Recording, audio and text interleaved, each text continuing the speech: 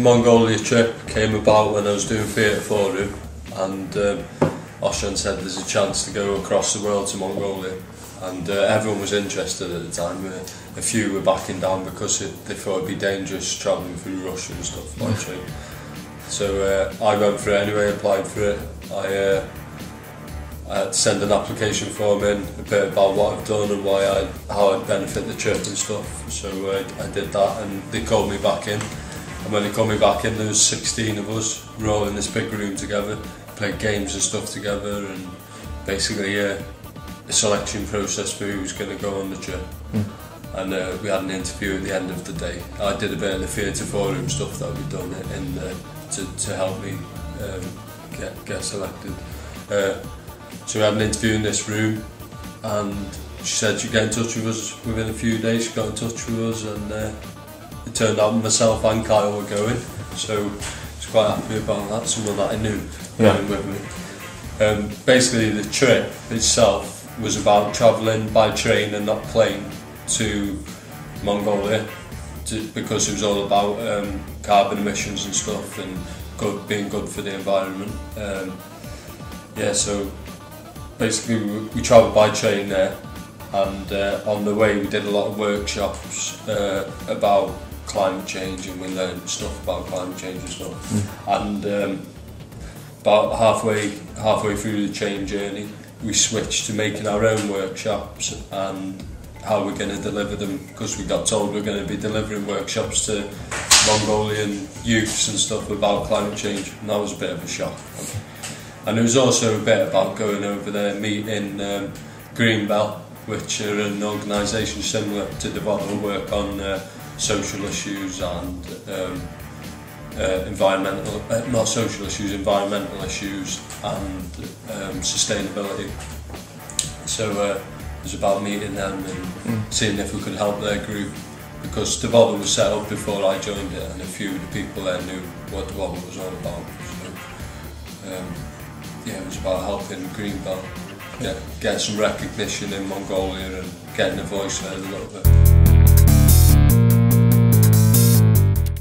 When we got there, first we obviously set up camp, and then we went for a meal with the Greenbelt people, and everyone introduced themselves to each other. There was 11 of us, 11 or 12 of us, and about 15, 16 of them. We all introduced each other, talked about what we believe in climate change and stuff. I sat back a bit on that conversation, because obviously I went there with no real views on it and didn't know anything about it. I knew a bit at that time, so I've been taught. So after that, what else we did over there? We did workshops for basically school children about climate change, one that we came up with on the train. I had to act like a tree and get chopped down by lumberjacks. After we put coats on this girl to represent carbon emissions, so she was heating up like what the earth is. And then we came with solutions how you can help the planet, so I had to act like a tree, take some coats off, but then the lumberjacks came along and chopped me down. And the kids loved that, they were laughing at that every time. Cool.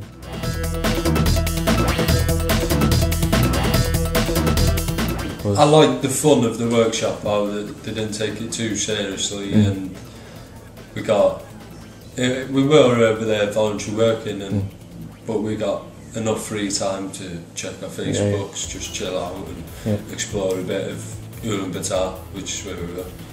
And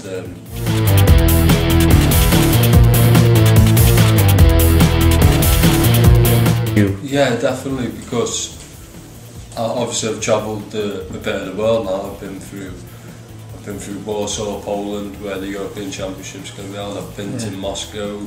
We spent all day in Moscow, went down to the Red Square, and that was ace. And when we were actually in Mongolia, obviously we interacted with a lot of Mongolian people, and in the hostel there was people from all over the world basically, and there was a chance to meet them.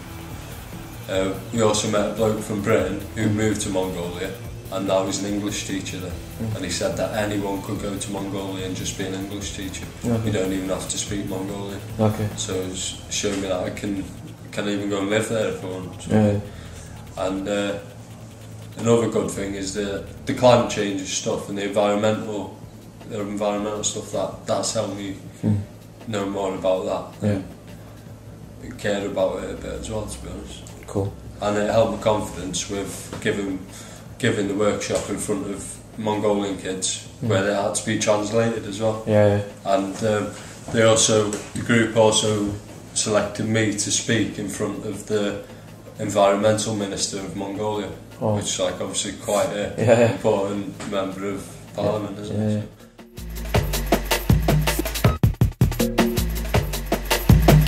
Yeah, definitely. That's it. Yeah, I've got a bucket list, to be honest, of places I want to travel in. Where else would you like to go? Africa's one of them. Yeah. Do a safari in Africa. Yeah. Well, if I wasn't going to the army, to be honest, I would have done more voluntary abroad work, or tried to anyway, definitely.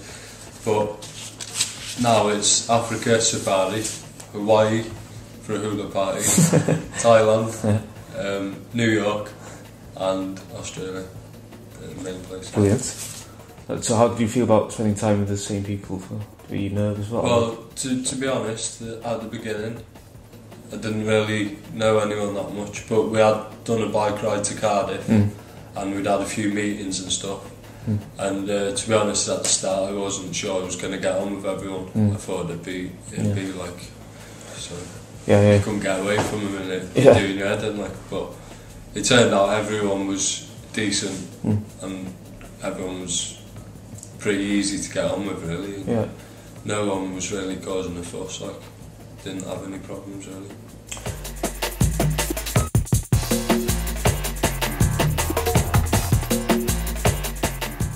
No. No, didn't have a clue. Obviously, I looked at the Trans Siberian Express. That's a hell of an experience. I'd looked at that on YouTube, and I'd seen videos and stuff of it, but it doesn't prepare you for actually doing it and sleeping on the train while it's moving and having hardly any room for your stuff and how you washing and stuff. It's just, you couldn't even wash your clothes very well, you know what I mean? And the views as well.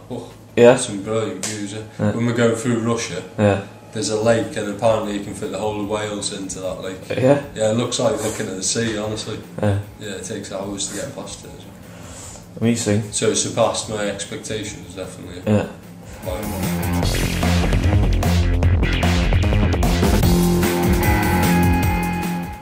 What was Mongolia? What you thought? I didn't know what to expect about Mongolia, because all I'd really seen about Mongolia was Genghis Khan and living in yurts and stuff. So when we got there, we arrived in the city, and they got loads of cars there, and there was a minibus.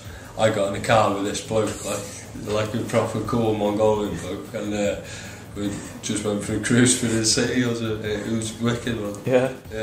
How did you find the people? He could speak to me, but he wasn't great. Like, some of the things I said, he wouldn't understand it. I didn't know what he was like, you know what I mean? I thought he could be just like a cool wannabe gangster sort of bloke or whatever, do you know what I mean? But he was a cool bloke, like, but as I got to know him, just the nicest people, really. Yeah, and the same about the people. Comfortable all the time, and coming out for meals with us and stuff. They were proper nice. Cool.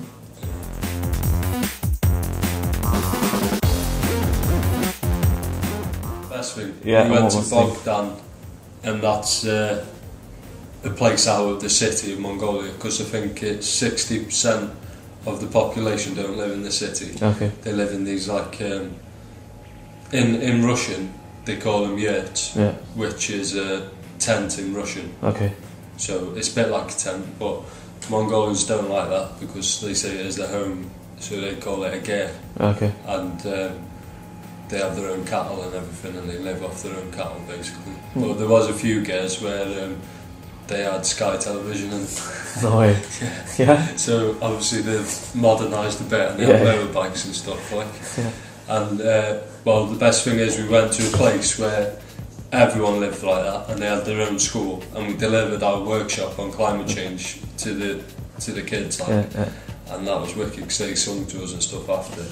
And it wasn't even delivering a workshop, it was going into their home Community, before that. They fed us and everything, these meatballs. They were lovely food, yeah. But the drink wasn't too nice. It's like fermented milk. Okay. So, and the worst thing? The worst thing? About the experience? Washing and stuff on the train, probably. Yeah, that's how you feel. Cool.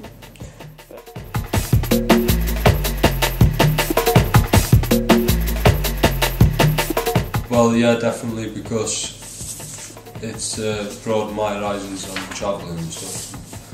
Obviously, travelling on the train for 7 days is one hell of an experience, isn't it? You can't really knock it. It's taught me so much about environmental change and stuff, and delivering workshops and everything. That it's only been helpful for me. You talked about food. What kind of food do they eat in Mongolia? What kind of food? Like meatballs. Okay. You just get pastry with meat inside, and loads of sauce and stuff. They're proper nice. And there's a vegan restaurant there as well, because we had a lot of vegetarians with us. That was actually the worst thing. Sorry. Yeah. There was vegetarians and vegans, because we ended up going a whole train journey, 7 days without meat, and that was a bit of a pain in the ass. And I would have took more money with me as well. Yeah. The vegan restaurant we went to, there's this woman, and she was like a superpower of a woman who, she's like a Western lady, but she's Mongolian, and she's got a chain of restaurants, like vegan restaurants, and she's got her own religion and stuff, like, and everyone follows her. So we went there most nights, which was a bit weird, like eating vegan food, you know what I mean? I'm not used to that. But I found this one dish that I like, and it was a sizzler dish. Oh yeah? Yeah. Sizzler? Yeah. But it'd be nice if there was chicken on it. But I will say, we did eat meat on occasions, because we went out for a pizza one night and went to a few restaurants and stuff. Yeah. Everyone ordered what they want. Like, so where did you live in? Was it Ullan Batur? Ullan Batur, yeah. We lived in a hostel there. Okay. We all shared one big room, and there was a balcony and stuff. And how did you communicate with the Mongolian people? Did you have people with you? We had a few translators, but we had one main translator which helped arrange the trip with this girl called Isabel. She came on the trip with us, she arranged the trip apparently. And a Chimgay name was. Okay. Yeah, she found it difficult at the start, just integrating with our group. Yeah. But then as we got on, we ended up good friends in the end. Okay. Yeah.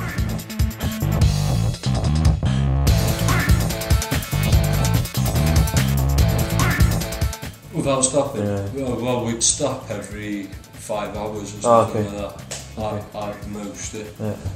And how long were you on the train for? On the Trans Siberian Express, I think it was 5 days. 5 days on that train.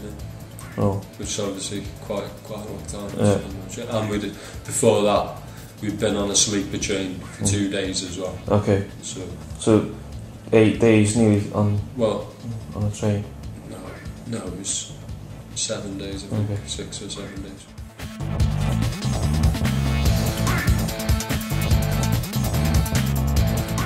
Yeah, we did, but one night, this Russian bloke came.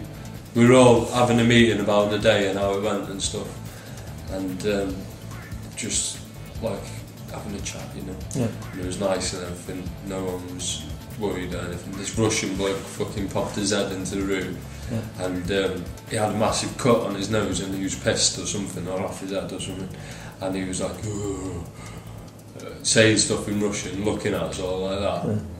He was like, and then he pointed at this girl, like, and he just pointed at her, and that freaked everyone out a bit. Like, everyone got a bit scared.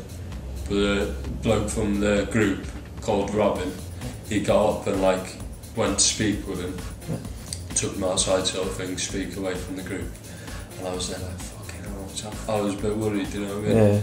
So I got up anyway, went for the toilet while he was speaking to him, just to check if anything happened, but they were just speaking, like. So went back. Then I went back into the room, and, like, we didn't carry on talking. We were just thinking, like, what's happening with Robin, do you know what I mean? So that was a point where I think the whole group felt a bit unsafe, to be honest. Because we were in the middle of Moscow, in the middle of Russia, some Russian dude. And after that, every time someone went for a shower, so one of the girls especially, like we were thinking, oh shit, where are they? Like, yeah.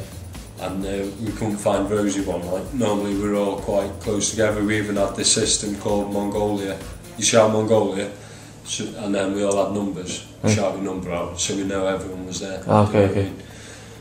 And then we did it like one night before we go to bed, basically.